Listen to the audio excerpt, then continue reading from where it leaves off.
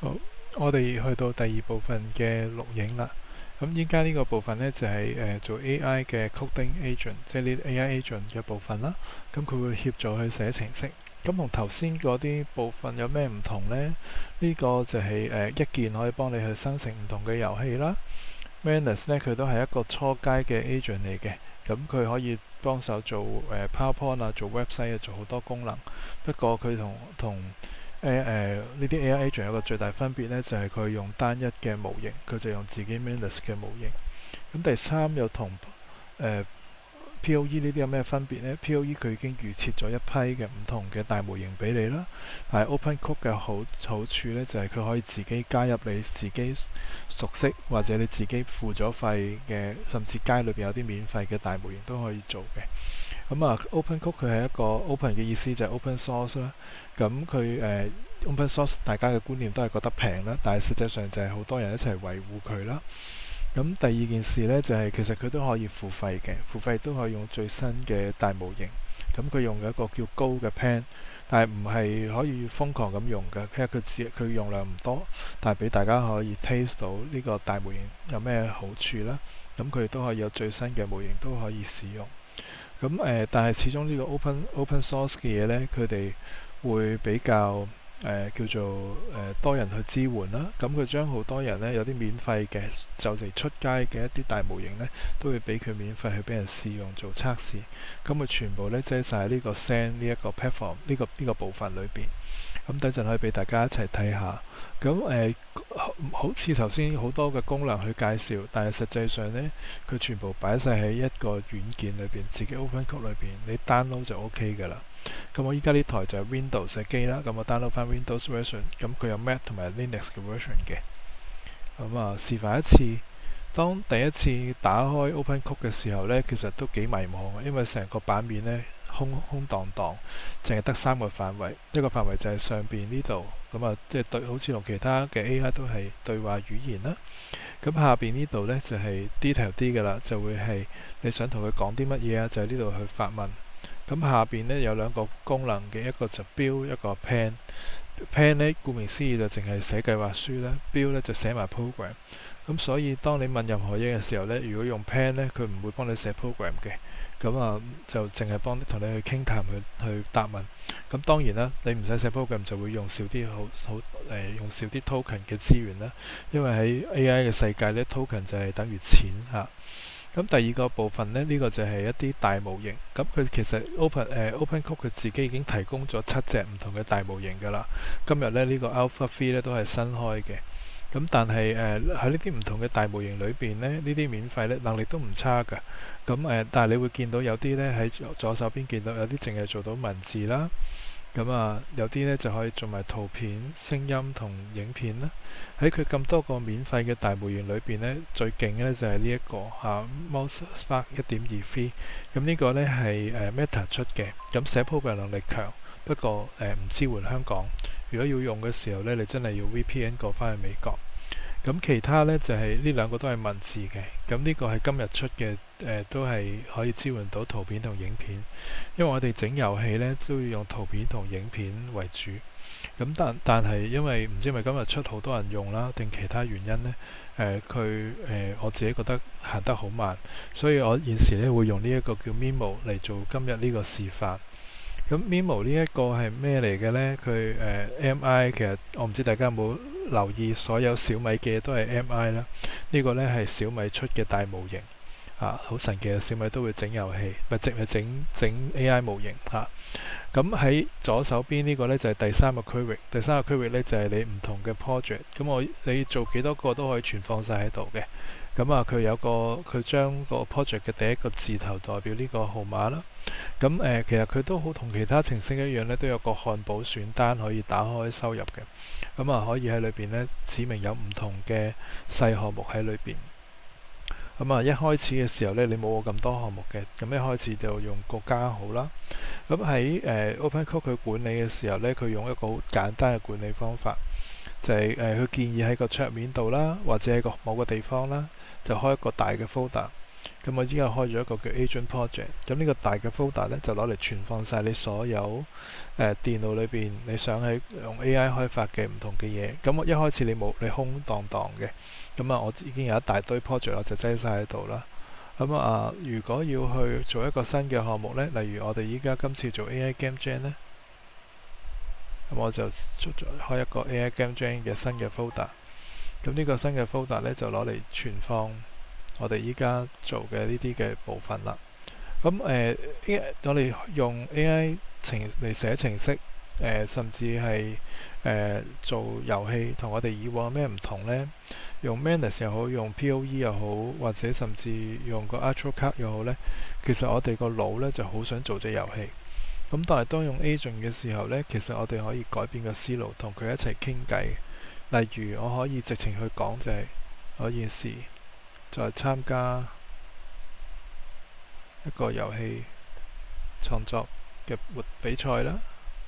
咁限時150分鐘裏邊呢，要製作一套遊戲。我會寫埋今次嘅主題啦。今次主題我暫時未知嘅，因為數碼港同埋 iCare 呢就決定咗，咁我到時先會公告得到。咁我第一次參加 Hackathon 係14年啦。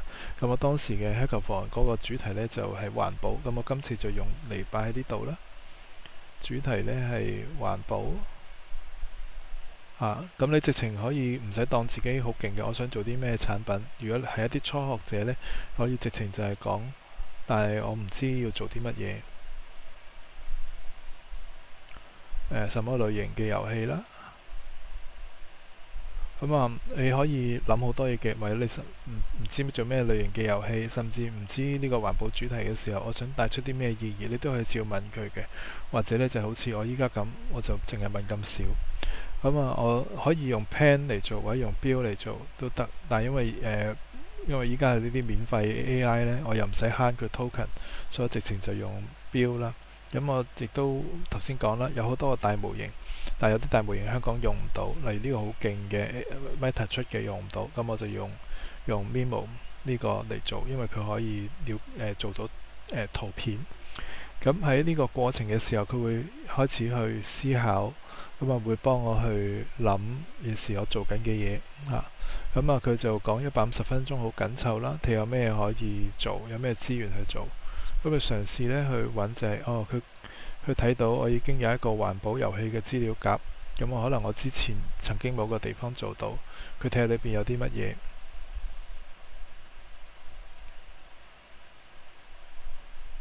佢因為 OpenCode 呢，佢可以睇到我依家好多唔同 project 啦，佢可以參考其他項目嘅，或者呢就係直接去重新去創作。我都可以打開睇下佢抄咗啲咩出嚟嘅。我都係讀取緊呢堆，因為我有啲之前曾經做過嘅項目啦，佢喺度諗緊如果要快要特別嘅時候呢，佢建議呢就用 HTML 嘅格式，做環保嘅貪食蛇啦，或者碳足跡嘅跑酷都幾好喎呢個嚇。佢會幫大家諗唔同嘅揾法啦，或者地球溫度計，放置點擊遊戲，執垃圾就可以降溫啦。海洋清道夫有好多呢啲唔同嘅諗法。聲音環保啦。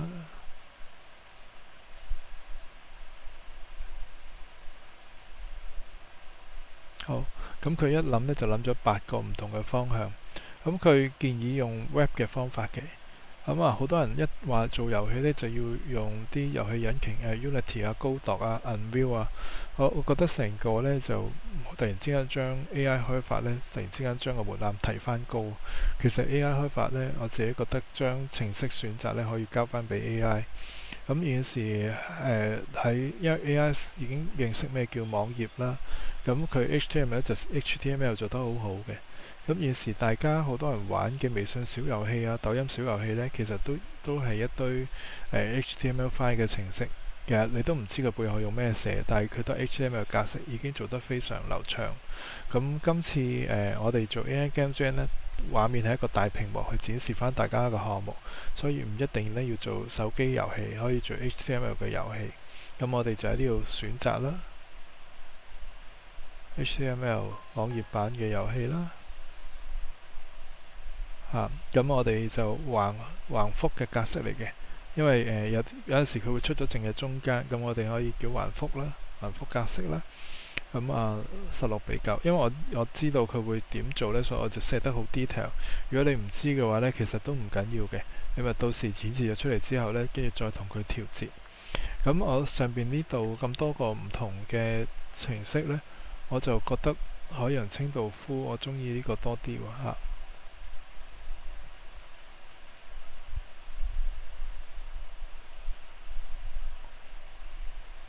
跟住我做完呢樣嘢啦。咁第三樣我有啲咩想法呢？就係我現時我個 partner 呢，我們小組呢就有5個人啦，5個都係真人。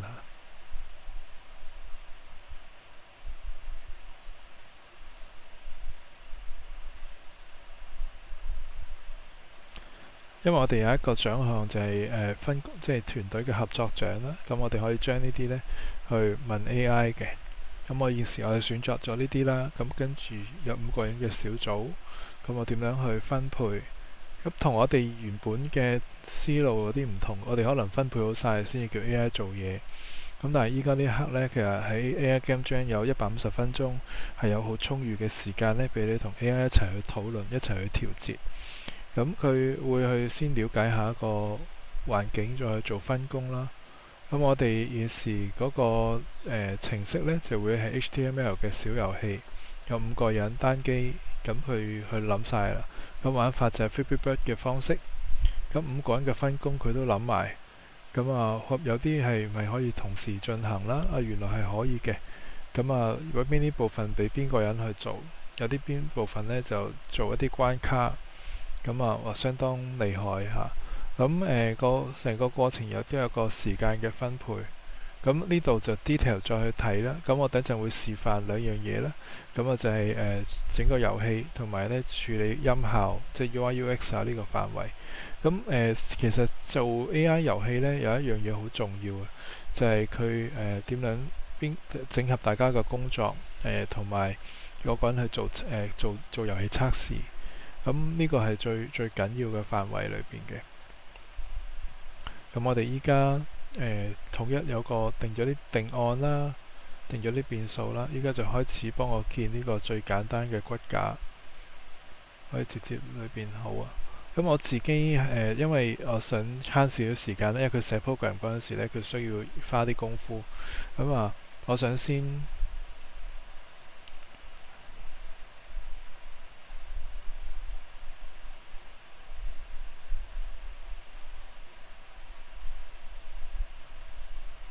去工作啦。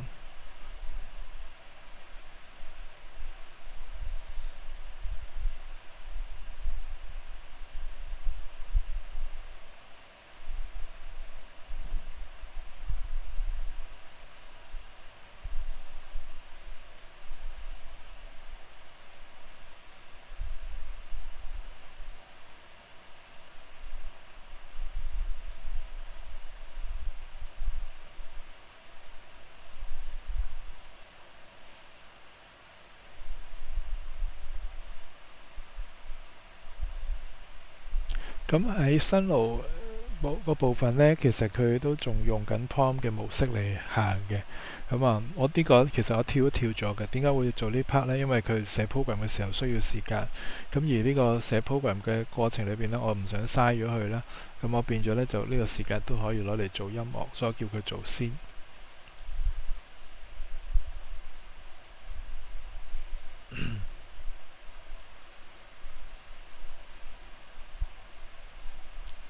佢會先去諗咗呢一個完整嘅即係聲音方案先啦。佢會列一列出嚟。依家佢從零開始建立啦。佢final 發現呢，佢原來需要呢6個唔同嘅檔案。佢有唔同嘅效果啦。佢會幫我哋寫埋啲 prompt 嘅。呢6個檔案呢，我哋到時整好之後傳翻落去呢，就 OK 嘅啦。但我哋一邊叫佢整嘅時候，一邊去試啦。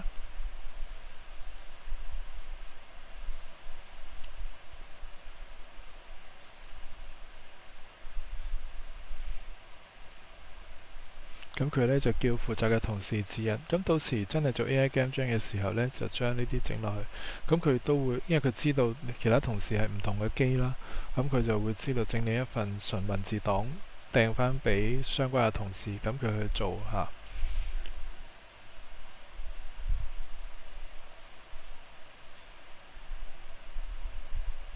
通知了同事啦，現時可以開始寫遊戲。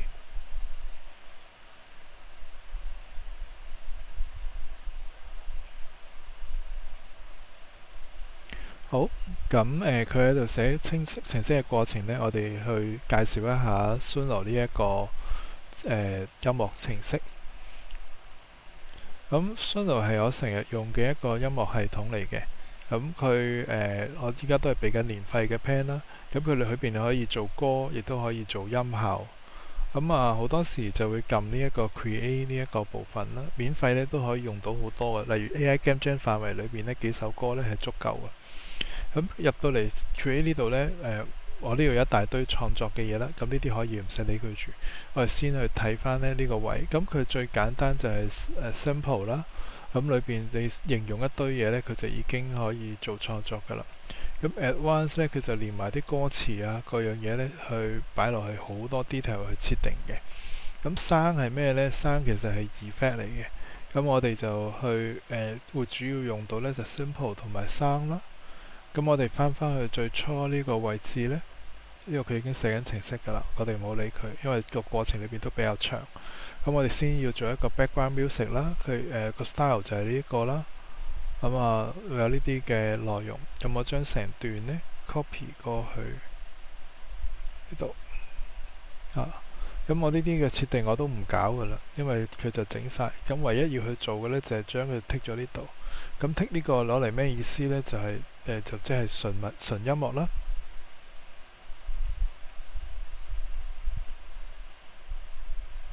咁其實佢喺幾秒鐘嘅時間呢已經創作緊一首嘅歌曲。咁我哋可以開完之後呢，就可以即刻去聽。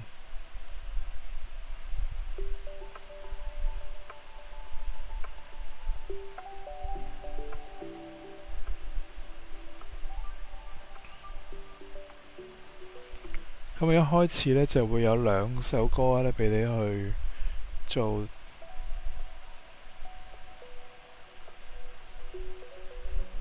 俾你去做參考嘅。我係中意呢一首多啲啦。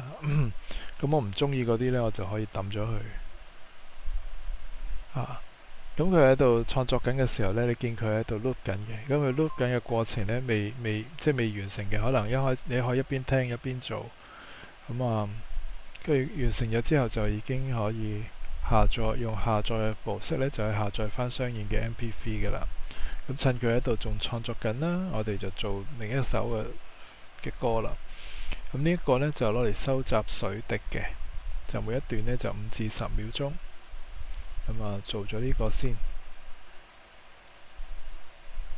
咁因為依家做音效呢，就會去生呢個位置。咁乜都唔使撳噶啦，因為你可以有啲撳嘅，但係基本上都冇嘢可以撳。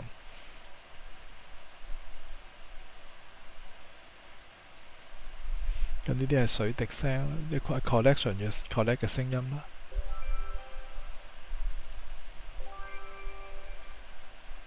咁我同樣呢都覺得上面嗰個好啲，差啲嗰個就唔要啦。咁原來 background music 都整好咗啦。咁頭先呢，其實佢建議咗佢有個檔案名啦，呢度寫咗個檔案名啦。Ocean Film MP3 就存放喺邊度啦。咁我哋就跟翻佢個方法嚟做啦。就 audio 嘅 background。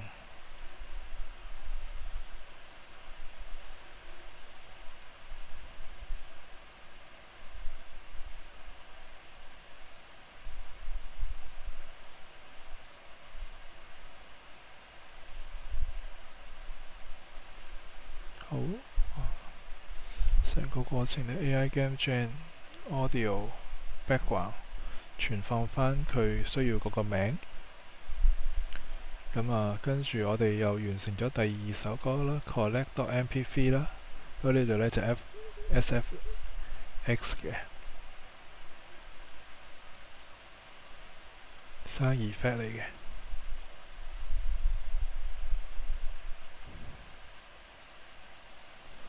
就存放喺你一個 folder 度，就你一個名啦。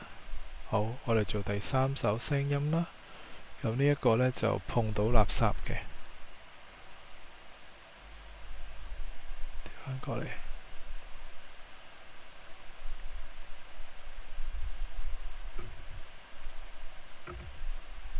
哦，都好震撼喎。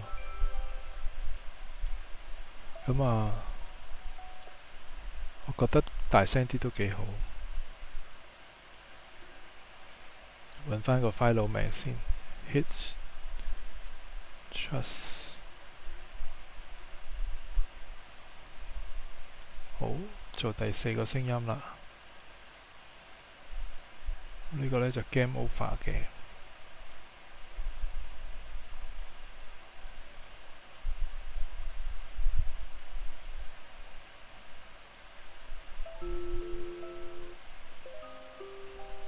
哦，下邊哀怨啲，咁我就用下邊呢個啦。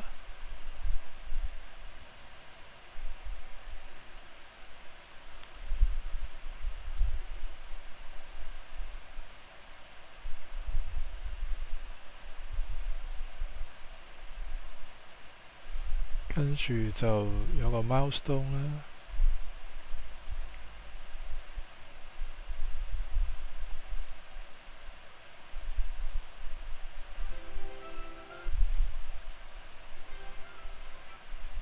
哦，上面嗰個震撼啲，就用上面嗰個啦。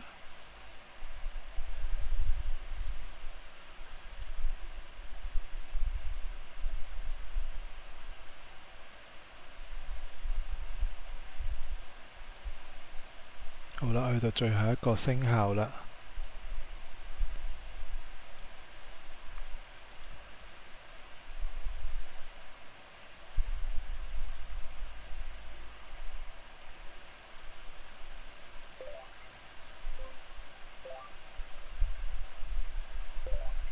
呢個好啲，好過上面嗰個。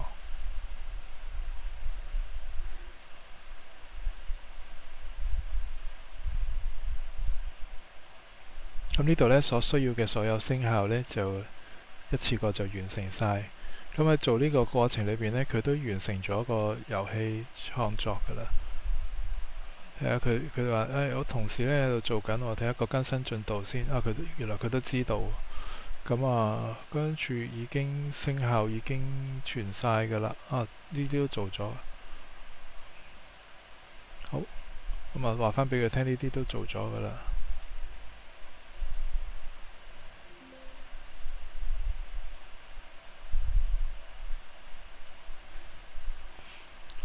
咁你見我同佢處理嘅時候呢，都係溝通傾偈嘅啫。咁啊，呢個就係 Vibe Coding 嘅好特別嘅地方，唔需要話好多嘅編程。所以有啲人呢都會覺得做 Vibe Coding 呢成日做錯嘢。但係呢，我覺得初步應該會係嘅，但係慢慢呢，佢哋已經越嚟越進步㗎啦。咁佢依家呢，就叫我直接開瀏覽器去玩啦。咁我可以簡單到呢，我連手都唔使喐㗎。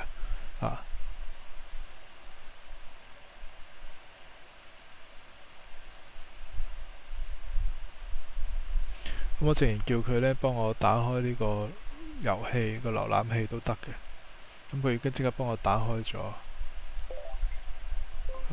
開始遊戲啦。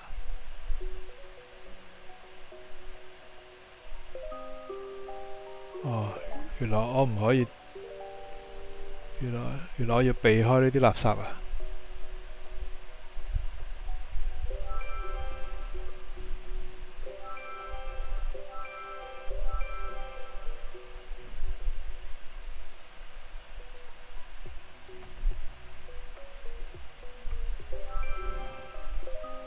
好，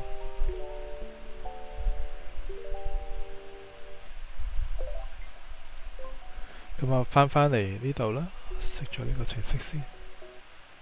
咁你見到遊戲裏邊呢，其實佢仲有好多嘢可以做嘅。例如原來佢需要有個分數啦，你可以同佢講啦。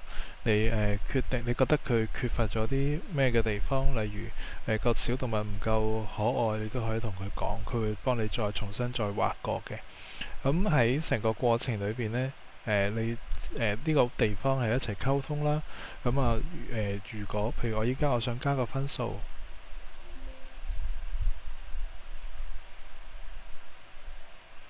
獲得分數嘅效果。以及呢，唔好一次過撞到垃圾就死啦。有3個生命。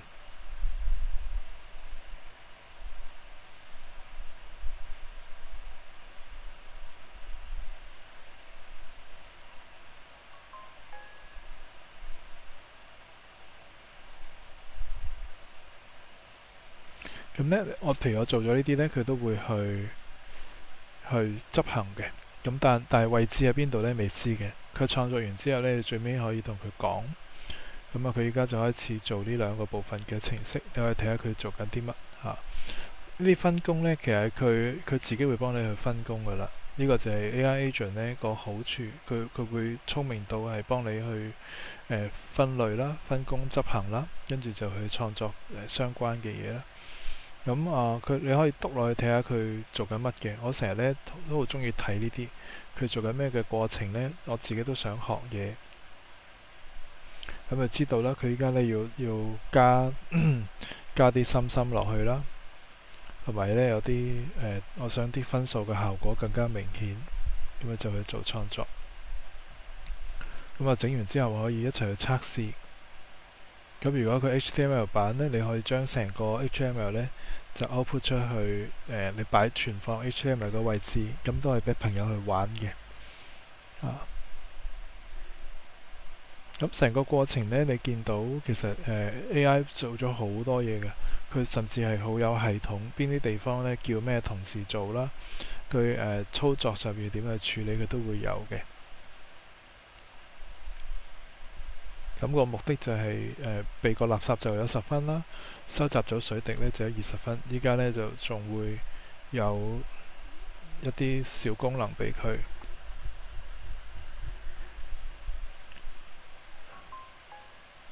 咁海洋清潔會幫我開埋個 website 啦。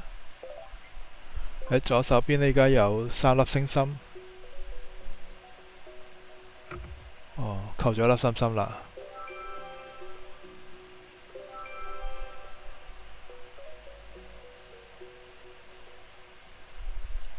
我依家呢個係咩呢？就係我有時做得覺得幾好，我可以截個圖呢，就叫佢呢個畫面左上角嘅心心可以大很多。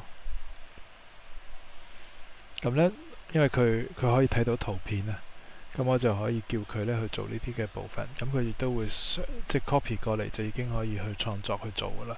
咁唔使好複雜咁樣去形容俾佢聽嘅，咁自然就咁截圖。咁今次我哋去簡介咗呢個OpenCode啦，你哋可以大家一齊去測試。咁我哋分享到呢度。